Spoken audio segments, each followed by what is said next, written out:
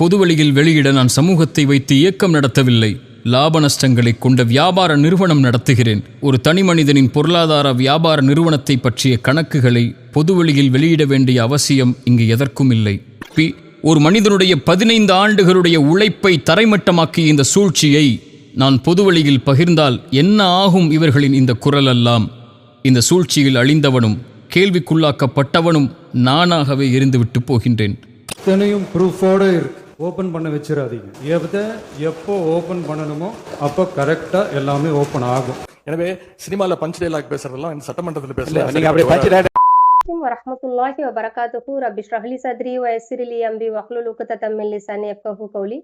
அல்ஹம்துலில்லாஹ். இன்னைக்கு நம்ம எதை பத்தி பார்க்க போறோம்னா, சமீப காலமாகவே மௌலவி அப்துல் பாசித் புகாரி அவர்களை பத்தி நிறைய பேர் நிறைய விதமா பேசிட்டு வராங்க. நம்மளுமே அவரை பத்தி வீடியோ போட்டிருந்தோம். முதல்ல 2 வீடியோல எப்படில போட்டிருந்தோம்னா, அதாவது எல்லாரையும் மாதிரி தான், எல்லாருக்குமே அவ்வளவு பெரிய ஆலிம் அவர் தெருவுல நிக்க வைக்கப்பட்டு அசிங்கப்படுத்தும் போது ஒரு கஷ்டம் ஏற்பட்டது. ஏன்னா அவரை பொறுத்த வரைக்கும் மற்ற இமாம்களை விட ரொம்ப பிரபலமானவர்னே சொல்லலாம். ஏன்னா அவர் சோசியல் மீடியா மூலியமா அவர் பயான்களை கொடுத்துக்கிட்டு இருந்ததுனால அவருக்கு ஒரு பெரிய இன்ஃபுளுசராகவே இருந்திருக்காரு இல்லையா? ஸோ அதனால மக்களை சீக்கிரமா ஒரு இன்ஃபுளுன்ஸ் பண்ணி அவங்க கிட்ட அவருடைய கருத்துக்களை மார்க்க விஷயங்களை பதிவு செய்யக்கூடிய அளவுக்கு ஒரு பேச்சாற்றல் மிக்கவராக அவர் இருந்ததுனால எல்லாருக்குமே அவரை தெரியும். அப்படியாப்பட்ட மனிதருக்கு அந்த சூழ்நிலை வரும்போது எல்லாருக்குமே அது கொஞ்சம் சங்கடமான ஒரு விஷயமா தான் இருந்தது. ஸோ அதனால அதாவது இப்போ நம்மளாகட்டும் இல்லை நிறைய பேராகட்டும் அவர் தவறே செய்யல அப்படின்னு போடலனாலும் இந்த மாதிரி அவரை அசிங்கப்படுத்திருக்க கூடாது அப்படிங்கிறதுக்காக வீடியோ போட்டோம். ஏன்னா இப்போ இப்படி அசிங்கப்படுத்தும் போது மாற்று மத சமுதாயத்துல உள்ளவங்களும் என்ன பண்ணுவாங்க, ஒண்ணு இப்படி சொல்லுவாங்க, இப்படி காட்டு மிராண்டித்தனமா அசிங்கப்படுத்துறாங்களே அப்படின்னுவாங்க. இன்னொரு பக்கம் இஸ்லாத்தை விமர்சிக்கணும்னு சொல்லி நிறைய பேர் இருப்பாங்க இல்லையா, தவறா அவங்க சித்தரிக்கணும்னு சொல்லி அவங்க பாத்தீங்களா இவங்களுடைய இமாம்கள்லாம் எப்படி இருக்காங்க அப்படின்னு சொல்லி அப்படி பண்ணுவாங்க. அதனால இதை லீகலா அணுகிருக்கலாமே, அதை தவிர ஏன் இப்படி பண்ணி நம்ம மார்க்கத்தை கெடுக்குறீங்க, ஒரு மனிதருடைய மானத்தோட ஏன் விளையாடணும் அப்படிங்கிற மாதிரியான வீடியோஸை எல்லாருமே போட்டிருந்தாங்க. ஆனா அதுக்கப்புறமா நிறைய பேருடைய விமர்சனங்கள் கொஞ்சம் மாற ஆரம்பிச்சுது. நம்மளே 3ஆவதா என்ன வீடியோ போட்டோம்னா, ஹீரோ வர்ஷிப் வேணான்னு சொல்லி போட்டுட்டோம். ஏன்னா முதல்ல யூடிஜேல வீடியோ போடுறதுக்கு முன்னாடியும் சரி, இல்ல அப்துல் பாசித் அவர்கள் விளக்கம் கொடுக்கறதுக்கு முன்னாடியே நம்ம ஸ்டாப் ஹீரோ வர்ஷிப்னு ஒரு வீடியோ போட்டுட்டோம். ஏன்னா நல்லா தெரியுது 2 பேருமே அவங்களுடைய விளக்கத்தை கொடுக்காத போது ஒரு மனிதரை நம்ம தூக்கி பிடிச்சிக்கிட்டு இருக்கவும் அவசியம் கிடையாது. அவர் தப்பே பண்ணியிருக்க மாட்டார் அப்படின்னு சொல்றதுக்கான ஒரு உரிமையும் நம்மளுக்கு கிடையாது. அது நம்மளுக்கு தேவையில்லை. ஒரு கேவலமான முறையில அவருடைய விஷயங்களை பகிரங்கப்படுத்த வேணாமே தவிர தவறுகளை கண்டிப்பா அழகான முறையில பகிரங்கப்படுத்தி அவங்களுக்கான தப்பு பண்ணியிருந்தா தண்டனை வாங்கி கொடுத்துருக்கலாம் அப்படிங்கிறது தான் நிறைய பேரோட கருத்தா இருந்தது. நிறைய பேர் இன்னும் மாறாமல் இருக்கிறாங்க. தவறே பண்ணிருக்க மாட்டாரு அப்படிங்கிறதுல சில பேர் உறுதியா இருக்காங்க, சில பேர் தவறு தான் பண்ணிருப்பாரு அப்படிங்கிறதுலயும் உறுதியா இருக்காங்க. நம்ம இப்ப வந்திருக்க சில விஷயங்களை வச்சு நம்ம என்ன பண்ண போறோம்னா, இதுல என்ன நம்ம தெரிஞ்சுக்கிறோம், இதை நம்ம எப்படி விமர்சிக்கலாம் அப்படின்றத பார்க்க போறோம். முதல்ல ஒரு கருத்து என்னன்னா, அப்துல் பாசித் புகாரி அவர்களை பத்தி பேசுறது இன்னொருத்தரை பத்தி பேசுறது ஆகுது, இது புறம் பேசுறதாகுது, அவதூறு, அந்த மாதிரி எல்லாம் நிறைய பேர் சொல்றாங்க. ஒரு விஷயம் நம்ம புரிஞ்சுக்கணும். அதாவது ஒரு மனிதரை பத்தி நம்ம பேசுறது தவறுதான் இல்லையா? அவங்கள பத்தி நம்ம என்ன பண்ணக்கூடாது, அவங்க கிட்ட உள்ள குறைகளை பத்தி பேசக்கூடாது. அவங்க கிட்ட உள்ள குறைகள்னா அல்லாஹ் கிட்ட அவங்க செய்யற தவறுகள்னு ஒண்ணு இருக்கு. அல்லாஹ் எதை செய்ய சொல்லியிருக்கானோ அதை செய்யாம இருக்கிறது, அல்லாஹ் எதை செய்யக்கூடாதுன்னு சொல்லிருக்கானோ அதை செய்யறது, இந்த மாதிரியான தவறுகளை அல்லாஹ்வுடைய விஷயத்துல மனிதர்கள் பண்ணக்கூடியவங்களா இருக்காங்க. இன்னொரு விஷயம் என்னன்னா, அல்லாஹ்வுடைய விஷயம் தவிர மற்ற மனிதர்களுக்கு உள்ள விஷயம் இல்லையா, அவங்க விஷயத்துல போய் சொல்றதோ, புறம் பேசுறதோ, அவதூறு சொல்றதோ, மோசடி செய்யறதோ, ஏமாத்துறதோ, திருடுறதோ, இந்த மாதிரியான விஷயங்களை மனிதர்கள் செய்து கொண்டிருக்கிறார்கள். இப்போ நிறைய பேர் என்ன சொல்றாங்கன்னா, அல்லாஹ் செய்யக்கூடிய விஷயங்கள்ல அல்லாஹ் மன்னிச்சிருவான், அதை பத்தி பேசக்கூடாது. ஆனா மனிதர்களுக்கு செய்யக்கூடிய விஷயங்கள்ல மனிதர்கள் கண்டிப்பா பேசலாம், அவங்கள அவங்களுடைய தவறுகளை பகிரங்கப்படுத்தலாம் அப்படின்னு சொல்றாங்க. இதையே நம்ம இன்னும் கொஞ்சம் தெளிவா புரிஞ்சுக்கணும். அதாவது அல்லாஹ்க்கு செய்யக்கூடிய விஷயங்களுமே யாரு செய்யறாரு அப்படிங்கறத பொறுத்தும் இருக்கு. இப்போ ஒரு பெரிய ஆலிமா இருக்காங்க, அவங்க மத்தவங்களுக்கு பயான் பண்றாங்க. அவங்க அதாவது தொழுகை நேரம் வந்துருச்சு, வாங்க சொல்லிட்டாங்க. வாங்க சொன்ன பிறகு உட்கார்ந்துகிட்டு என்ன பண்ணிட்டு இருக்காங்க, தொழுகாம இருக்காங்க, டிவி பாக்குறாங்க, போனை பார்த்துக்கிட்டு இருக்காங்க, இல்ல வேற எதுவும் வேலை பாக்குறாங்க. அப்படியே அந்த தொழுகை விட்டுடுறாங்க. இப்போ இது யாருக்கு செய்ய வேண்டிய ஒரு கடமையா இருக்கு? இது அல்லாஹ்க்கு செய்ய வேண்டிய கடமை தான். ஆனா இவங்களை விமர்சிக்கலாமா வேணாமா? விமர்சிக்கத்தான் செய்யணும். ஏன்னா இவங்களுடைய கடமை, அல்லாஹ்க்கு செய்ய வேண்டிய கடமையை செய்யாம இருந்தாலும் இவங்க எப்படி ஆயிட்டாங்கன்னா, இவங்க பகிரங்கமா எல்லாராலும் தெரியப்பட்டவங்க. இவங்க மார்க்கத்தை சொல்லக்கூடிய, மக்களை நல்வழிப்படுத்தக்கூடிய ஒரு ஆலிம்ங்கிற போஸ்ட்ல, இமாம்ங்கிற போஸ்ட்ல இருக்கிறாங்க. இப்படி இருக்கும்போது இவர்களே இந்த தவறை செய்யும் போது அதை நம்ம சுட்டி காட்டலனா மத்தவங்க இதை பாக்குறவங்க என்ன பண்ணுவாங்கன்னா, ஓஹோ நம்ம தொழுகை நேரத்தை இப்படி வீணடிச்சுட்டு தொழுவாம இருக்கலாம் போல இருக்கு அப்படிங்கிற ஒரு நினைப்பு தானே உருவாகும்.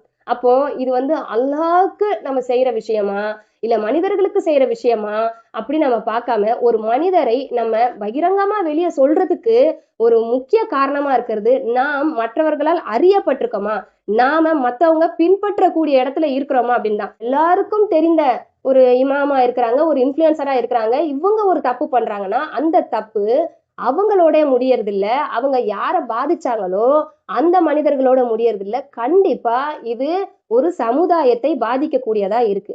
அப்போ நம்ம இந்த விஷயத்த பத்தி கண்டிப்பா மத்தவங்களுக்கு எடுத்து கொண்டு போய் தான் ஆகணும். இப்படி போகாம விடும்போது ஒண்ணு ஹீரோ வர்ஷிப் பண்ணிக்கிட்டு இருக்காங்க இல்லையா, அவங்க ஒரு பக்கம் தவறே பண்ணல, அவர் வந்து பரிசுத்தமானவர், அவர் வந்து தவறுகளுக்கு அப்பாற்பட்டவர் அப்படிங்கிற ஒரு நிலைமைக்கு அவரை கொண்டு போய் வச்சு தக்லீத் செய்து என்ன பண்ணுவாங்க, அதாவது மற்றவர்களையும் கெடுத்து அவரையும் கெடுத்துருவாங்க. இன்னொன்னு அவர் தான் குற்றவாளி, அவர் தான் கேவலமானவர், அவர் என்ன பண்றது, அவருடைய பயானே கேட்க கூடாது அப்படிங்கிற ஒரு தரப்பார் இருப்பாங்க. அவங்க என்ன பண்ணுவாங்கன்னா ரொம்ப மட்டம் தட்டி அதாவது ஒரு தவறு இருந்தாலும் அந்த தவறை பெருசு காட்டியும் பண்றக்கூடியவங்களா இருப்பாங்க. அப்போ ஒரு ஒருத்தவங்க வந்து ஒரு சமுதாய அளவுல தெரியப்பட்டுட்டாங்கன்னா அவங்களுடைய தவறுகளை வந்து அதாவது நிறைய அவங்கள பத்தியான புகார்கள் வரும்போது அதை பத்தி சில நேரங்கள்ல நம்ம பேசுறதுதான் ஒரு சரியான இஸ்லாமிய அடிப்படையிலான முறையா இருக்கும். சரிங்களா? ஏன்னா எப்பவுமே இதை ஒரு நம்மளுக்கு புரியுற மாதிரி நம்ம பாத்துக்கிட்டாலும் இப்ப நடிகரே ஆயிட்டாங்கன்னு வச்சுக்கோங்களேன், ஒரு நடிகரா இருக்கட்டும், ஒரு அரசியல்வாதி ஆகட்டும், இப்ப பண்ணக்கூடிய ஒரு தவறுகளை நம்ம பார்த்தோம்னா அந்த தவறுகளை நம்ம வந்து விமர்சிச்சு பேசுவோம். அவங்க ஒரு மனிதர் தான், அவரும் ஒரு மனிதர் தான். அதே மாதிரி அவங்க வீட்டுல வேலை பார்க்குற ஒரு டிரைவரும் ஒரு மனிதர் தான். ஆனா இப்போ நடிகர் விஜய் அவர்களை பத்தியோ இல்ல ஸ்டாலின் அவர்களை பத்தியோ இப்போ ஒரு அரசியல்லையும் சினிமா துறையிலும் இருக்காங்களே, அந்த மாதிரி இந்த மாதிரி மனிதர்கள் செய்யற தவறுகளை நம்ம விமர்சிக்கிற மாதிரி அவங்க வீட்டுக்குள்ள இருப்பாங்க இல்லையா, வேலை செய்ய ஆட்கள் இருப்பாங்க இல்லையா, அவங்களுடைய தவறுகளை விமர்சிக்க மாட்டோம். இவங்க ஐயோப்பா இப்படி இருந்துட்டு இவங்க குடிக்கிறாங்களே, இவங்க வந்து இப்ப இந்த மாதிரி பெண் கூட தொடர்பு வச்சிருக்காங்களே பேசுறவங்க அவங்க வீட்டுல ஒரு வேலைக்காரங்க அப்படி இருந்தா என்ன சொல்லுவோம், அது என்ன பண்றது, அது அவனுடைய தப்பு, இதை போய் என்னத்தை பெருசுப்படுத்திக்கிட்டுன்னு. சோ இதுல இருந்து என்ன தெரியுதுன்னா, ஒரு மனிதர்களுடைய ஸ்டேட்டஸ் உயரும் போது அவங்க 4 பேருக்கு தெரியக்கூடியவர்களா ஆகும்போது கண்டிப்பா அவர்கள் மீது விமர்சனம் வரும்போது அந்த விமர்சனத்தை தாங்கிக் கொள்ளக்கூடியவர்களாக அவர்களும் இருக்கணும். கண்டிப்பா விமர்சனத்தை கொடுக்கக்கூடியவர்களா ஒரு நல்ல மனிதர்களும் இருந்ததா ஆக வேண்டும். ஏன்னா அந்த விமர்சனத்தை நம்ம செய்யாம இருந்தா அதுதான் சரி, அவங்கள ஃபாலோ பண்றவங்க என்ன பண்ணுவாங்க, அதுதான் சரி, அது மாதிரி நம்ம பண்றது தப்பில்லை போல அப்படின்னு ஆயிடும். சரிங்களா? அதனால இப்போ இவர் அப்துல் பாசித் அவர்களை பத்தி நம்ம பேசுறது இல்ல மற்றவர்கள் இத பத்தி அதாவது நடுநிலையோட பேசுறது கண்டிப்பா தவறான ஒரு செயல் கிடையாது அப்படிங்கறத மொத்தவங்க புரிஞ்சுக்கணும். நபிகள் நாயகம் ஸல்லல்லாஹு அலைஹி வஸல்லம் அவங்க பல சந்தர்ப்பங்கள்ல அதாவது சமுதாயத்துல ஒரு சீர்கேடு வந்துடக்கூடாது, ஒரு தவறான விஷயம் பரவிடக்கூடாதுன்றதுக்காக சில மனிதர்களுடைய தவறுகளை சுட்டி காட்டி என்ன பண்ணிருக்காங்க, வெளிப்படையா பேசியிருக்காங்க. சோ இது கண்டிப்பா தவறான விஷயம் கிடையாது. இன்னொன்னு என்னன்னா, அதாவது நம்ம மேல ஒரு தவறான ஒரு விஷயம் பதிக்கப்படுது அப்படின்றப்ப அதை கிளியர் பண்ண வேண்டியது ஒரு மார்க்க அறிஞரோட கடமை. இப்போ ஏன்னா இப்போ ஒரு நடிகரோ ஒரு அரசியல்வாதியோ இவங்க மேலலாம் நம்ம பேசுவோம், அது யார் வேணா இருக்க, செலிபிரிட்டிஸ் நிறைய பேர் இருப்பாங்க இல்லையா, வேற வேற துறைகள்ல விளையாட்டுத்துறை அந்த மாதிரிலாம். ஸோ அவங்கள பத்தியெல்லாம் நம்ம பேசணும்னா அவங்களுக்குலாம் இதுக்கு வந்து கிளாரிபிகேஷன் கொடுத்துதான் ஆகணும் அப்படிங்கிற ஒரு அவசியம் இருக்கானா? இல்ல. கொடுத்தாங்கன்னா அது அவங்களுக்கு நல்லது, ஆனா கொடுக்காட்டாலும் யாரும் அவங்கள கேட்க முடியாது. ஆனா ஒரு மார்க்கத்தை சொல்லக்கூடிய இமாம் இப்படி எல்லா புறத்திலும் இருந்தும் அவங்களுக்கு தவறான ஒரு அலிகேஷன்ஸ் வந்துகிட்டே இருக்கும்போது அதுக்கான ஒரு விளக்கத்தை அவங்க கொடுக்கலன்னா கண்டிப்பா இது வந்து மற்றவர்களை பாதிக்கும் இல்லையா? இதனாலதான் நபிகள் நாயகம் ஸல்லல்லாஹு அலைஹி வஸல்லம் அவங்க கூட அதாவது அவங்க இஹ்திகாஃப் இருக்கும்போது அவங்களுடைய மனைவியோட நின்னு தெருவுல பேசுறாங்க. போய் 2 சஹாபாக்கள் போறாங்க. சஹாபாக்கள் போகும்போது இதுதான் என்னுடைய மனைவி சஃபியா அப்படின்னு சொல்லி அவங்க கூப்பிட்டு காமிக்கிறாங்க. அவங்களுக்கு வந்து என்னவாகுது, ரொம்ப ஷாக் ஆயிடுது. யாரா சொல்லி நான் போய் உங்களை போய் சந்தேகமா நினைப்பீங்களா அப்படின்னும் போது, இல்லப்பா ஷைத்தான் வந்து எல்லாருடைய ரத்த நாளத்திலயும் இருக்கிறா இல்லையா, ஷைத்தான் எப்படி வேணா யோசிக்க வைப்பான். யார் கூட நின்னு பேசிட்டு இருந்தாங்க தெரியலையே, ரசூல்லா நைட்டு நின்னு பேசிக்கிட்டு இருந்தாங்களே, இப்படியாப்பட்ட ஒரு சந்தேகம் கூட மார்க்கத்தை எத்தி வைக்கிற ஒரு தாயிகள் மேல வந்துடக்கூடாது அப்படிங்கிறத நபிகள் நாயகம் ஸல்லல்லாஹு அலைஹி வஸல்லம் அவங்க அவங்களுடைய வாழ்க்கையில நடந்த ஒரு சம்பவம் மூலம் நம்மளுக்கு சொல்லி தராங்க. சரிங்களா? இந்த மாதிரி சந்தேகம் இல்லாம வாழும் போதுதான் என்ன பண்ண முடியும், நம்மளால வெளியே ஃப்ரீயா தாவா பண்ண முடியும். தவறுகள் இருக்கதான் செய்யும். எல்லா மனிதர்களும் அப்படியே சுத்தமானவங்க கிடையாது. ஆரம்பத்துல ஆதம் அலைஹிஸ்ஸலாம் அல்லாஹ் தஆலா தன்னுடைய கைகளால படைத்தன்னு சொல்றான். ஆனா அந்த தன்னுடைய கைகளால படைக்கப்பட்ட ஆதம் அலைஹிஸ்ஸலாமே அவங்களுக்கு என்ன பண்றது, ஷைத்தான் கொடுத்த அந்த டெம்ப்டேஷனால என்ன பண்ணிடுறாங்க, தவறு செய்யக்கூடியவங்களா ஆயிடுறாங்க. இப்படி ஷைத்தான் வந்து எல்லா மனிதர்களையுமே வந்து வழி கெடுப்பான். ஆனா வழி கெடுத்துட்டான், ஷைத்தான் என்ன பண்ணிட்டான், என்னைய வந்து வழி கெடுத்ததுனால நான் தப்பு பண்ணிட்டேன்னு சொல்லிட்டு ஆதம் அலைஹிஸ்ஸலாம் என்ன பண்ணல, அவங்க தவறுக்கு நியாயம் கற்பிக்கல, அவங்களுடைய தவறை அவங்க ஒத்துக்குறாங்க. சரிங்களா? ஒத்துக்கிட்டதுனால அல்லாஹ் தஆலா அவங்கள மன்னிக்கிறான். பகிரங்கமா ஒத்துக்கிட்டாதான் அதான் காமிக்கிறான் இல்லையா? அந்த அந்த அதாவது அவங்க வந்து பெரிய எவ்வளவு பெரிய ஆலிம் தெரியுமா? ஆதம் அலைஹிஸ்ஸலாம் மாதிரி ஒரு ஆலிம் இருக்காங்க இல்லையா? இருக்காங்களா? இல்ல இல்லையா? அவங்கதான் உலக முதல் படைக்கப்பட்ட அவங்க மௌலவி ஆலிம். ஆனா அல்லாஹ் தஆலா நம்ம எல்லாருக்கும் அவங்களை எடுத்து காட்டுறான். அதே மாதிரிதான் எல்லா நபிமார்கள் செய்த தவறுகளையுமே குர்ஆன்ல அல்லாஹ் தஆலா எடுத்து காட்டுறான். ஏன்னா மனிதர்கள் தவறுக்கு அப்பாற்பட்டவங்க கிடையாது. நம்ம அது தலைப்பு போனோம்னாலே பெருசா போகும். அந்த அளவுக்கு நிறைய ஒரு ஒரு நபிகளுக்குமே ஒரு ஒரு குறைகளை வந்து அல்லாஹ் தஆலா எடுத்து காட்டதான் செய்யறான்.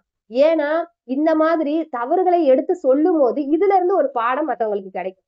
சோ அந்த மாதிரிதான் இப்ப இவங்களுடைய தவறுகளையும் நம்ம எடுத்து சொல்ல வேண்டியிருக்கு. இப்போ நம்ம முதல்லயே சொன்ன மாதிரி அவங்க மேல நமக்கு வந்து அதாவது எல்லாரும் மாதிரிதான் அவங்கள பிடிச்சவங்களோ பிடிக்காதவங்களோ யாரா இருந்தாலுமே எப்படி ஒரு மனிதர் தெருவுல நிக்க வச்சு அசிங்கப்படுத்தப்படும் போது ஒரு சாஃப்ட் கார்னர் ஏற்பட்டதோ அதே மாதிரி அடுத்து நடக்கக்கூடிய விஷயங்களை பார்க்கும்போது இப்ப அடுத்து யூடிஜேல இருந்தே ஒரு விளக்கம் போட்டிருந்தாங்க 1 மணி நேரத்துக்கு. அதுல நிறைய விஷயங்களை அவங்க சொல்லியிருந்தாங்க. சோ நம்ம என்ன நினைச்சோம், சரி அவ்வளவு விஷயம் சொல்லியிருக்காங்க, சொன்னதுக்கு இவர் வந்து பதில் விஷயம் நிறைய வைப்பாரு. ஏன்னா பதில் விஷயம் வைக்கும் போது நான் எல்லாருக்குமே ஒரு கிளாரிபிகேஷன் கிடைக்கும். அதை பார்க்கும்போது நம்மளுக்கு வந்து என்னடா இப்படியும் சொல்றாங்களே, இப்படி எல்லாம் இருந்திருக்குதா அப்படின்ற மாதிரி தோணுச்சு. சரி பதிலுக்கு ஒரு விஷயம் வரும்னு பார்த்தா இவர் போட்டிருக்க அந்த வீடியோ, அதாவது அது ஆடியோ வடிவில் அவர் போட்டிருக்காரு. அதை பார்க்கும்போது நமக்கே நிறைய கேள்விகள் வருது. சரிங்களா? அதாவது நம்ம அந்த யூடிஜே இவங்க சொன்னதெல்லாம் ஒதுக்கி வைப்போம். இவரு என்னென்ன விஷயங்கள் சொல்லியிருக்காரு அப்படிங்கிறத மட்டும் பார்ப்போம். அதாவது அவர் என்னென்ன சொல்றாருன்னா, நான் வந்து என்னுடைய வரவு செலவு கணக்குகள் எல்லாம் நான் வெளியே காட்டுறதுக்கு நான் எந்த இயக்கமும் நடத்தல. நான் ஒரு தனி மனிதன். இந்த தனி மனிதன்ல நான் இன்னொருத்தர்கிட்ட பிசினஸ் பண்ணும்போது எங்களுக்குள்ள உள்ள கொடுக்கல் வாங்கல நான் எதுக்கு வெளியே பகிரங்கமா காட்டணும் அப்படின்னு கேக்குறாரு. சமூகத்துல இப்படிதான் எல்லாருடைய வியாபார கொடுக்கல் வாங்கலும் காட்டப்பட்டுக்கிட்டு இருக்கா? எல்லா மக்களும் வந்து இப்படிதான் பகிரங்கப்படுத்துறாங்களா அப்படின்னு கேக்குறாரு. சோ இதுக்கு முதல்ல நம்ம ஆன்சர் பண்ணிக்கலாம். அதாவது சமுதாயத்துல எல்லாருடைய கொடுக்கல் வாங்கலும் வெளியே காட்டப்பட்டுக்கிட்டு இருக்கிறது இல்லதான். நீங்க ஒரு இயக்கமும் இல்ல. நீங்க வந்து ஒரு உங்களுடைய இது வந்து வெளிப்படைத்தன்மையோட இருக்கணுங்கிறதுக்கு. ஆனா உங்க மேல ஒரு புகார் வந்துருச்சே. 1 இல்ல 9 புகார் வந்துருச்சு. அதுக்கு மேல எவ்வளவு பேர் இருக்காங்க சொல்றாங்க.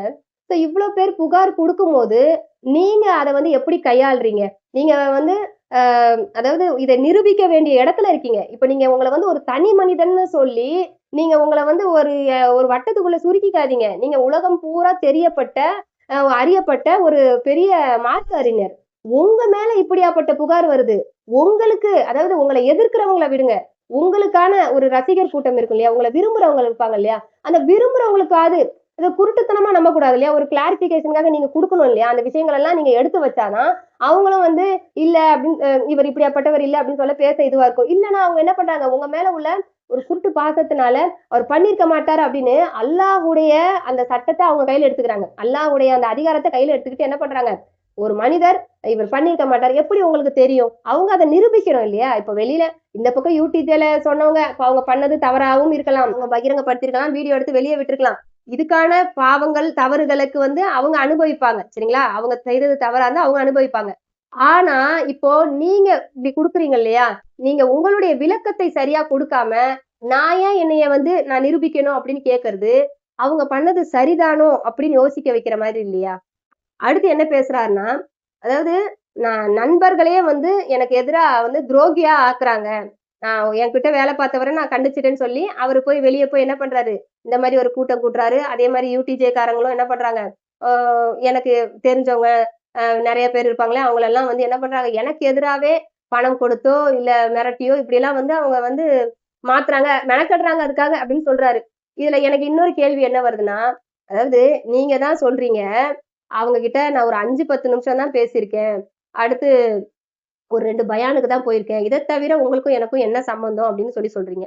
ஒருவேளை அதுல உள்ள அந்த யூடிஜே காரங்க அந்த அந்த ஆலிம்கள் உட்கார்ந்துருந்தாங்களா, அவங்க சொன்ன மாதிரி நாங்க 12 வருஷம் நட்புனாலும் அதுல காழ்ப்புணர்ச்சி வளர்றதுக்கோ இல்ல உங்களை பிடிச்சி கீழே போடணுங்கிறதுக்கோ இல்ல வேற ஏதாவது உங்களுக்குள்ள கொடுக்கல் வாங்கல் விஷயமோ இல்ல வேற ஏதாவது விரோதமோ இருக்கு அவங்க அதனால பேசுறாங்கன்னு சொல்லலாம். இந்த 5-10 நிமிஷம் பேசி ஒரு 2 பயான் போய் செய்ய போன ஒரு மேல இவங்களுக்கு ஏன் இப்படியாப்பட்ட காழ்ப்புணர்ச்சி வரணும்? இவங்க ஏன் இப்படி பணத்தை கொடுத்தோ இல்ல வேற வகையில எல்லாம் வந்து இப்படி உங்களுக்கு சம்பந்தப்பட்டவங்களே உங்களுக்கு எதிராக அவங்க திருப்பணும்? அதுக்கான அவசியம் அவங்களுக்கு என்ன?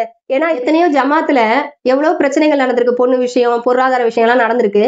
ஆனா அந்த விஷயங்கள் நடக்கும்போது இவங்க அவங்கள திட்டுவாங்க, அவங்க இவங்கள பேசிப்பாங்க, இப்படிலாம் பேசுவாங்க. அவங்களுடைய அதாவது நான் என் மேல உள்ள நியாயம், இது உன் மேல உள்ள தப்பு அப்படிலாம் சொல்லுவாங்க. அந்த குற்றச்சாட்டுகளுக்கு பின்னாடி அவங்களுக்கு ஒரு காழ்ப்புணர்ச்சி இருக்கலாம், இல்ல மேலவர்களை கீழே பிடிச்சி இழுக்கணும் அப்படிங்கிற நினைப்பு இருக்கலாம், இல்ல வேற ஏதாவது முன்னாடி ஒரு விரோதம் இருந்திருக்கலாம். இப்படி ஒரு கூட்டா ஒரு இயக்கத்துல இருக்கும்போது ஒருத்தர் மேல ஒருத்தர் குறை வைக்கும் போது என்ன பண்ணலாம், அந்த குறைய நான் இல்லாதவன் அப்படின்றதுக்காக வேண்டி கூட இன்னொருத்தர் மேல குறைய போடலாம்.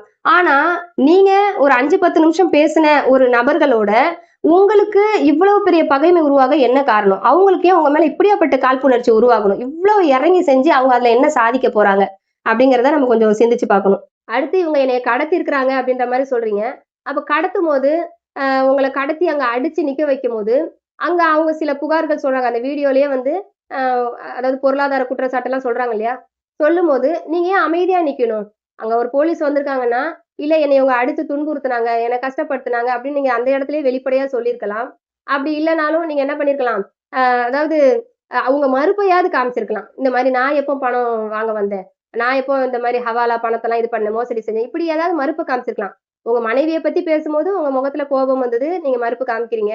ஆனா இந்த விஷயத்த பேசும்போது நீங்க எந்த மறுப்பும் காமிக்கவே இல்ல. நீங்க சாதாரணமா தான் அந்த அந்த அதாவது அவங்க சொல்றத நீங்க அக்செப்ட் பண்ற மாதிரி தான் ஒரு நின்ன மாரி ஒரு ஃபீலிங் இருந்தது. ஸோ ஏன் அந்த மாதிரியான ஒரு விஷயம் நடந்துச்சு? அடுத்து நெறைய நீங்களும் அவங்க மேல குறைகள சொல்றீங்க. சொல்லிட்டு இந்த மாரியான குறைகள நான் உங்களுக்கு எடுத்து சொல்லவா? இது எல்லாம் நடந்தது சொல்லவா? இப்படி என்னைய அடிக்கும்போது எனக்கு காயங்கள் ஏற்பட்டுச்சு. அந்த ரிப்போர்ட்ட சொல்லவா? இப்படி உங்க மேல கம்ப்ளைண்ட் குடுத்துருக்கேன். அத பத்தி சொல்லவா? அத எடுத்து காமிச்சா என்ன ஆகும் தெரியுமா? அப்படின்னு நெறைய விஷயங்கள வந்து நீங்க சொல்றீங்க. ஆனா சொல்லிட்டு இதெல்லாம் நான் வெளிப்படுத்த விரும்பல அப்படிங்கிற மாதிரி சொல்றீங்க. இப்ப இதுல ஒண்ணு புரிய மாட்டேங்குது. அதாவது ஒரு மனிதர் நம்ம பத்தி எந்த தவறுதலான ஒரு விமர்சனத்தையும் வைக்கலன்னா, அவங்க வந்து நம்ம மேல எந்த குற்றச்சாட்டும் பண்ணல, நம்மள கஷ்டப்படுத்தல அப்படின்னா, நம்ம வந்து அவங்களுடைய குறைகள மறைக்கிறதுல ஒரு அர்த்தம் இருக்கு. இப்போ உங்களுடைய குறைகளை வெளிப்படுத்தி அவங்க வீடியோவும் இப்படி போட்டுட்டாங்க. ரொம்ப அசிங்கமும் படுத்திட்டாங்க. அடுத்து அவங்க இவ்ளோ நெறைய 1 மணி நேரத்துக்கு உட்கார்ந்து என்னென்ன விஷயங்களோ பேசவும் செஞ்சுட்டாங்க. சோ, இவங்கள வந்து நீங்க வந்துட்டு, நான் உங்க தவறுகள வெளியிட மாட்டேன். என்கிட்ட இருக்கு தெரியுமா? இருக்கு தெரியுமான்னு சொல்றது எப்படி இருக்குன்னா, சட்டமன்றத்துல முதலமைச்சர் விஜய் அவர்கள் வந்து, அதாவது உங்கள பத்தி என்னென்ன நீங்க ஊழல் பண்ணீங்க அப்படிங்கிற விஷயம்லாம் எனக்கு இருக்கு. என்கிட்ட ஃபைல்ஸ் இருக்கு. அந்த ஃபைல் வந்து என்னுடைய டேபிள்லயே இருக்கு. என்னைய தொறந்து காமிக்க வச்சுறாதீங்க. இப்படி சொல்ற மாதிரி, அதாவது எதிர்க்கட்சியினர் என்ன கேட்கறாங்க? நாங்க என்ன ஊழல் பண்ணோம் காமிங்கன்றாங்க. அப்புறம் என்கிட்ட இருக்கு, இருக்கு அப்படிங்கிற மாதிரி, உங்களுக்கு எதிரா யாரு பேசுனாங்களோ, அந்த விஷயங்கள் அதாவது உங்ககிட்ட அவங்க கிட்ட உள்ள நெகட்டிவ் பாயிண்ட்ஸ்லாம் இருக்குன்னா, அத எடுத்து காமிக்க வேண்டியது தானே! காமிச்சா உங்கள எதிர்க்கிறவங்கள விடுங்க. உங்கள விரும்புறவங்களாவது அதுல கிளாரிஃபை ஆயிடுவாங்கல்ல. சரி இவ்ளோ விஷயம் வந்து நம்மளுடைய மார்க் அறிஞர்கிட்ட இருக்குன்னு சொல்லி ஆயிடுவாங்க இல்லையா? அத ஏன் நீங்க செய்யாம இருந்துட்டீங்க? அடுத்து இந்த வீடியோலாம் போடுறதுக்கு இவங்களுக்கு வந்து 1 வாரம் ஆயிருக்கு. இந்த மாதிரியான என் மேல புகார வந்து திரட்டுறதுக்கு, பொய் புகார்கள திரட்டி போடுறதுக்கு வந்து 1 வாரம் ஆயிருக்குன்னு சொல்றீங்க. அ இப்போ இதுல பார்த்தோம்னா, அவங்க 1 வாரம் கழிச்சு தான் போட்டாங்க. இன்னொன்னு புகார் வைக்கப்பட்டவங்க, அங்க தெருவுல நிக்க வைத்து அசிங்கப்படுத்தப்பட்டவங்களே நீங்க தான். அப்போ நீங்க தான் உங்க மேல என்ன நியாயம் இருக்குன்றத பத்தி நீங்க பேசியிருக்கணும். சரி நீங்க முதல்ல தான் பேசல. அவங்க பேசுனதுக்கு பிறகு தான் பேசுறீங்க. ஸோ பேசுனதுக்கு பிறகு பேசினா கூட, அதுல என்னென்ன நியாயங்கள் இருக்கு? அவங்க பண்ணதுல என்னென்ன தவறுகள், அவங்க சொன்னதுல என்னென்ன தவறுகள் இருக்கு? அப்படின்னு சொல்லி நீங்க உங்களுடைய விஷயங்கள, ப்ரூஃப்ஸ வந்து நீங்க வெளிய எடுத்து வைக்கணும். அப்படி வைக்கும்போது தான், நீங்க வந்து என்னவாகலாம், நான் வந்து கரெக்ட்டான டைம்க்கு வந்திருக்கேன் அப்படின்னு சொல்லி சொல்லலாம். நீங்க வந்ததும் ரொம்ப லேட்டு. லேட்டா வந்தும் நீங்க வந்து ஒரு ஸ்பீச் குடுத்த மாரி தான் இருந்துச்சே தவிர, அதுல வேற எந்த தெளிவுமே இல்ல. கடைசி வரைக்கும் நீங்க வந்து இந்த ஒரு முக்கியமான விஷயத்துக்கு பதில் சொல்லவே இல்ல. அது என்னன்னா, அதாவது அதுல ஒரு ஆடியோ வந்து காமிச்சாங்க. அந்த ஆடியோல நீங்க உங்க வாய்ஸ்ல தான் சொல்றீங்க. அதாவது வட்டியா இருந்தாலும் பரவால்ல, இன்ட்ரெஸ்ட்டா இருந்தாலும் பரவால்ல. நான் சேர்த்து போட்டு குடுத்துக்கிறேன். எனக்கு வந்து காசு வேணும் அப்படிங்கிற மாரி கேட்கிறீங்க, பேசுறீங்க. ஸோ இந்த பேச்ச அவங்க காமிக்கிறாங்க. இதுக்கான எதிர்ப்பு பேச்சு எதுவுமே நீங்க பேசவே இல்ல. ஸோ இதுக்கான எதிர்ப்பு பேச்சு பேசலன்னா, அப்போ அந்த வாய்ஸ் வந்து உங்களது தான் அப்படிங்கிறத நீங்க ஒத்துக்கிறீங்களா? இல்லன்னா அவங்க மிமிக்ரி பண்ணியிருக்காங்க. அவங்க வேற ஏதோ வகையில எடிட் பண்ணி போட்டுருக்காங்க அப்படின்னு கூட நீங்க சொல்லல. அப்போ இந்த வாய்ஸ் உங்களது தான் அப்படின்னு நீங்க ஒத்துக்கிட்டீங்கனாலே, அதாவது நீங்க அந்த 10,00,00,000, 100,00,00,000 அதெல்லாம் விட்டுறலாம். ஒரு ஆலிம் வந்து, நான் வட்டி வாங்குறதுக்கு ரெடியா இருக்கேன். வட்டி குடுக்க ரெடியா இருக்கேன் அப்படின்னு சொல்லும்போது, இதுவே எவ்ளோ பெரிய பாரதூரமான பாவமாகுது. இத பத்தி நீங்க எதுவுமே பேசவே இல்ல. அப்ப இந்த தவற நீங்க ரகசியமா செஞ்சாலும் இன்னைக்கு பகிரங்கமா ஆயிடுச்சு. இப்ப இதுக்கு என்ன பதில் சொல்ல போறீங்க? ஒரு ஆலிம் செய்ற காரியமா இது? இல்ல இல்லையா? அப்ப இதுக்கும் வந்து எந்த தெளிவான ஒரு பதிலும் இல்ல உங்ககிட்ட. அடுத்து என்ன சொல்றீங்கன்னா, சரி இப்ப நீங்க யார் யாரெல்லாம் என்னை பத்தி இந்த மாதிரியான வதந்தியில ஈடுபட்டீங்களோ அவங்க எல்லாரையும் நான் மன்னிச்சிட்டேன் அப்படின்னு சொல்றீங்க. உன்னை நம்ம புரிஞ்சுக்கணும். நம்ம மேல ஒரு குற்றச்சாட்டு வந்துருச்சு. அந்த குற்றச்சாட்டு வந்துருச்சுன்னா, அத ப்ரூவ் பண்ணிட்டு, என் மேல எந்த குற்றச்சாட்டுமே கிடையாது. நான் இவ்வளவு கிளியரா இருக்கேன். அப்படிங்கிறத சொல்லிட்டு தான் என்ன பண்ணணும்? நான் வந்து உங்க யார் யார் என்னை பத்தி பேசுறீங்களோ அவங்களெல்லாம் நான் மன்னிச்சுட்டேன் அப்படின்னு நம்ம சொல்ல முடியுமே தவிர, நாம எந்த விஷயமுமே நம்ம ஆதாரம் இல்லாம நம்ம வந்து முடிச்சு விட்டுட்டு, நான் எல்லாரையும் மன்னிச்சுட்டேன் அப்படின்னு சொல்றது எப்படி இருக்குன்னா, நாம நம்மளுடைய தூய்மை தன்மைய அதிகப்படுத்தி காட்டிக்கிற மாதிரி இருக்குது. சோ அதையும் நீங்க கொஞ்சம் சிந்திக்கணும். அடுத்து பார்த்தோம்னா, இதுக்கப்புறம் நான் எந்த வீடியோவுமே போட மாட்டேன் இத பத்தி. இதுதான் கடைசி வீடியோங்கிற மாரி சொல்றீங்க. அதாவது நம்ம மேல நம்ம இவ்வளவு பெரிய மார்க் அறிஞரா இருக்கோம். உலகம் அறிந்த ஒரு மேதையா இருக்கோம். அப்போ நம்ம மேல இவ்வளவு பெரிய ஒரு விமர்சனம் வருது. எல்லாரும் குற்றச்சாட்டுறாங்க. இவ்வளவு அசிங்கப்பட்டிருக்கோன்னும்போது, அடுத்தடுத்தான கேள்விகள் கண்டிப்பா நம்மள நோக்கி வரதான் செய்யும். ஏன்னா இப்போ ஒரு சாதாரணமா நம்ம ஒரு தாவா பண்ண வந்திருக்கோம். இப்போ இன்ஃப்ளூயன்சர்ஸ பத்தி பேசுறோம். அவங்க செய்யற தவறுகள பத்தி பேசுறோம்னா, நமக்கு கேள்வி கேட்டு நெறைய பேர் என்ன பண்றாங்க? கமெண்ட் பண்றாங்க. சோ அதுக்கே நம்ம வந்து ஒரு கிளாரிஃபிகேஷன் குடுக்கணும்னு சொல்லி, நம்ம ஒரு வீடியோ போட்டு அத பத்தி சொல்லதான் செய்றோம். சோ உங்களுடைய கேரக்டர் இவ்ளோ பெரிய களங்கத்தை ஏற்படுத்தும்போது, நான் இதோட வந்து பேச மாட்டேன். நான் முடிச்சுக்கிறேன் அப்படின்னு சொல்லி நீங்க வந்து திரை மறைவுல இருந்து பேசுறது எவ்வளவு பெரிய தவறா போயிருது. ஏன்னா நீங்க வந்து இத வந்து வெளிய கூட வந்து ஒரு வீடியோ போடல. இன்னும் உங்களுடைய முகத்தை கூட வெளிய காட்டல. நீங்க திரைமறைவுல தான் இருக்கீங்க. அதோடவே நான் திரைமறைவிலே பேசி முடிச்சுக்கிறேன்னு சொல்லும்போது, இது மத்தவங்களுக்கு கண்டிப்பா உங்க மேல உள்ள சந்தேகத்தை அதிகப்படுத்துற மாரி தான் இருக்கு. சோ ஓவராலா நம்ம பார்க்கும்போது நெறைய விஷயங்கள் உங்க பேச்சுல இருந்தே நீங்க வந்து மத்தவங்களுக்கு நம்ம இவங்கள வந்து நம்ம அதிகமா நம்பிட்டோமோ அப்படிங்கிற ஒரு ஹிண்ட் எடுத்து குடுக்குற மாரி இருக்கு. சோ தயவு செய்து உங்க மேல தவறு இல்லன்னா, நீங்க அத சரியான முறையில நீங்க வந்து என்ன பண்ணுங்க? ப்ரூவ் பண்ணுங்க. அதே மாதிரி உங்கள சுத்தி இருக்கவங்களும், இந்த மனிதர் தவறு செய்யல அப்படின்னு நீங்க வந்து தயவு செய்து ரொம்ப வந்து முட்டு கொடுத்து நம்ம நிக்கக்கூடாது. ஏன்னா, இவங்க பெரிய அறிஞரா இருக்கலாம். இவங்க வந்து நெறைய அறிவுடையவங்களா இருக்கலாம். ரொம்ப ஃபேமஸா இருக்கலாம். ஆனா, இவங்களுக்கு எதிரா அதாவது இவங்க யாருனால அதாவது இவங்கனால யாரு பாதிக்கப்பட்டாங்களோ, அந்த மனிதர்கள நம்ம நெனச்சு பார்க்கணும். இவங்க அதாவது ஆதாரத்தோட இருப்பாங்க. இவங்க தவறு செய்திருக்க மாட்டாங்க அப்படிங்கிற அடிப்படையில தான் எல்லாருமே பேசணும். ஆனா, அதுக்கப்புறமா வர விஷயங்கள பார்க்கும்போது, அதாவது இந்த இந்த யூடிஜே அப்படிங்கிற ஒரு அமைப்பினர் முதல்ல அவங்க கொஞ்சம் நாகரிகமா நடந்துட்டு இருந்திருந்தா, முதல்லயே இந்த மனிதர் அதாவது அப்துல் பாசித் அவர்கள் இந்த தவறுகளை செய்திருப்பார் அப்படிங்கிற ஒரு விஷயம் கூட மத்தவங்க மனசுல பதிஞ்சிருக்கலாம். சோ அவங்களுடைய அந்த நடவடிக்கையினால எப்படி ஆயிடுச்சுன்னா, இவர் தவறு செய்யல அப்படிங்கிற மாரி ஒரு சிம்பத்தி காரணமா வந்து நெறைய பேர் நினைக்க காரணமாயிடுச்சு. அடுத்து வர வர விஷயங்கள பார்க்கும்போது, தவறு இருக்குமோ அப்படிங்கிற மாரி தான் நீங்க கொண்டு வந்து காட்டுறீங்க. அதனால வந்து இவங்கள ஃபாலோ பண்ற மக்கள் வந்து குருட்டுத்தனமா அது யாரா இருந்தாலும் நம்ம ஃபாலோ பண்ண தேவையில்ல. நபிகள் நாயகம் ஸல்லல்லாஹு அலைஹி வஸல்லம் அவங்க என்ன சொல்லியிருக்காங்க? நீதமா இருக்கணும். நீதி நம்மளுக்கு முக்கியம். சரிங்களா? எந்த மனிதரா இருந்தாலும் நம்ம வந்து பெரிய மனிதர் அப்படின்ட்டு இவங்கள தூக்கி பிடிக்கிறதோ, இல்ல இவங்க தானே அப்படின்னு நம்ம வந்து தூர போடுறதோ இருக்கக்கூடாது. நம்ம நீதமா இருக்கணும். என்னுடைய மகள் ஃபாத்திமா திருடுனாலும் கைய வெட்டுங்கன்னு சொல்றாங்க. அப்போ அவங்களுடைய உயிருக்கும் மேலான மகள் ஃபாத்திமா ரலியல்லாஹு அன்ஹா அவங்க எவ்வளவு பெரிய ஆளு. அவங்கள இதுக்கு ஈக்குவல் பண்ணி அவங்க சொல்றாங்க அப்படின்னும்போது, நம்ம கொஞ்சம் சிந்திச்சு பார்க்கணும். நம்மலாம் ஏமாத்துறோம். இந்த மாதிரியான ஆலிம்கள்லாம் ஏமாத்துறோம். நம்ம ஏன் இவ்வளவு தூக்கி பிடிக்கணும்? கொஞ்சம் பொறுமையோட இருப்போமே! நம்மளே தீர்ப்பு குடுக்க வேணாம். அதாவது நமக்கு தெளிவில்லாத, நமக்கு அறிவில்லாத விஷயத்துல நம்ம வந்து தீர்ப்பு குடுத்துக்கிட்டு இருக்க தேவையில்ல. அல்லாஹ் தஆலா தன்னுடைய திருமறையில சொல்றான் இல்லையா? உங்களுக்கு எந்த விஷயத்துல ஞானம் இல்லையோ, அந்த விஷயத்த நீங்க பின்பற்றாதீங்கன்னு சொல்றான். அதனால வந்து நம்ம என்ன பண்ணலாம்? இதுல இருந்து விலகியே நம்ம நிப்போம். ஆனா, ஒரேடியா ஒருத்தர் நல்லவர், ஒருத்தர் கெட்டவர் அப்படிங்கிற ஒரு விஷயத்த நம்ம கொண்டு வர வேணாம். அடுத்து பார்த்தோம்னா, நம்ம வந்து முன்னாடி சொன்ன மாரி தான் நியாயத்தின் பக்கம் நிக்கணும். ஏன்னா, நபிகள் நாயகம் ஸல்லல்லாஹு அலைஹி வஸல்லம் அவங்க என்ன சொல்றாங்க? இந்த காபா வந்து எப்படி புனிதமானதோ, அதே மாதிரி மற்றவர்களுடைய மானம் புனிதமானதுன்னு சொல்றாங்க. அவங்க மானம் போயிடுமே அப்படிங்கிறதுக்காக நம்ம சில குறைகளை மறைச்சுக்கிட்டு இருக்க முடியாது. இது சில குறைகள் அப்படிங்கிற மாரி லைட்டா எடுத்துக்கிற விஷயமா தெரியல. ரொம்ப வெயிட்டான, ஹெவியான பல குறைகளா தான் இது இருக்குன்ற போது, இத பத்தி நம்ம பேசியே ஆகணும். ஏன்னா, அதே ஹதீஸ்ல தான் அவங்களுடைய செல்வமும், அவங்களுடைய உயிரும் புனிதமானது அப்படின்னு சொல்றாங்க. அப்போ இவங்களால பாதிக்கப்பட்டிருக்காங்க அப்படின்னு சொல்லக்கூடிய அந்த மனிதர்கள், ஏதாவது ஒரு அவசர தேவைக்காக அந்த பணத்த வச்சிருந்து, இவங்க கையில குடுத்துட்டு, அதனால அவங்க உயிர் போயிருந்தாலோ, இல்ல அவங்க வந்து இவங்களுக்கு பணத்த குடுத்துட்டு, அவங்க வேற யார்கிட்ட இருந்து வாங்கி குடுத்து, அவங்க கேவலமா கேவலப்பட்டுக்கிட்டு இருந்தாலும் இன்னொரு பக்கம் அவங்களுடைய மானம் போயிருந்தாலோ, அவங்களுடைய செல்வத்த அவங்க இழந்திருந்தாலோ, கண்டிப்பா அதுவும் மிகப்பெரிய விஷயம் தான். அதனால நம்ம அதுல வந்து நம்ம வந்து யாருக்கும் நம்ம முட்டு குடுத்து, நம்ம என்ன பண்ணக்கூடாது, நம்ம பாதிக்கப்பட்டவங்கள வந்து நியாயம் கிடைக்காம நம்ம பண்ணிறக்கூடாது. நம்மளும் வந்து துஆ செஞ்சுப்போம். இன்ஷா அல்லாஹ் அவர் ஒருவேளை தவறு செய்திருந்தாலும், அந்த தவறுலருந்து அவர் மனம் திருந்தி, வருந்தி, அவர் வந்து அதுலருந்து வெளிய வரணும். எந்த ஒரு மனிதரா இருந்தாலும் எவ்வளவு பெரிய தவறு செய்தாலும் கண்டிப்பா அல்லாஹோட புறத்துல ஒரு சொட்டு கண்ணீரும் ஒரு இஸ்திக்பார் செய்தாலே வந்து அல்லாஹ் தஆலா மன்னிச்சிருவான். ஆனா மனிதர்களுக்கு செய்யக்கூடிய அந்த தவறுகளை நம்ம வந்து எப்படி சரி கட்ட முடியுமோ அந்த விதத்துல அவங்களுக்கு சரி கட்டி அவங்களுடைய அந்த இழப்புல இருந்து நம்ம அவங்கள வெளியே கொண்டு வரணும். அது அவர் செய்திருந்தாருன்னா கண்டிப்பா அந்த வேலையை அவர் பண்ணியே ஆகணும்.